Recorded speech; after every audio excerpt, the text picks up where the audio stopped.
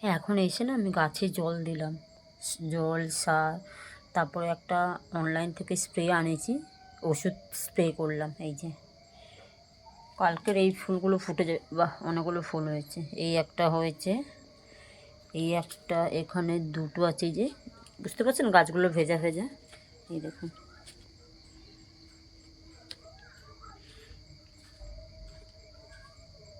কেন যদি by chance পোকা লাগে আমি আগে থেকে প্রিপেয়ার হওয়াটা ভালো।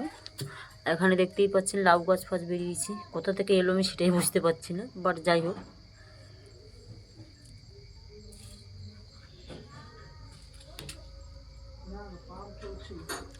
আমি বন্ধ করছি, জল পড়ছিল, কেন জল আসেনি?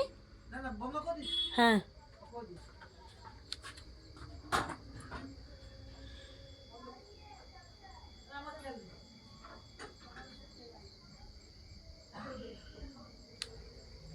দেখতেই পাচ্ছেন আমি না ভাতের মার রেখেছিলাম, দুপুরবেলা রান্না করেছিলাম, ভাতের মার রেখেছিলাম, এখন এসে দিলাম। ঠান্ডা হয়ে যেতে তখন দিয়েছি। এই টবটা আমি অনেক বড় কিনেছি, যার কারণে যে 4টে গাছ একসাথে বসাবো বলে।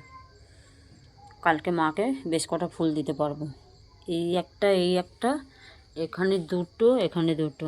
চলো তো সবাইকে আজকের রাত্রে গুড নাইট।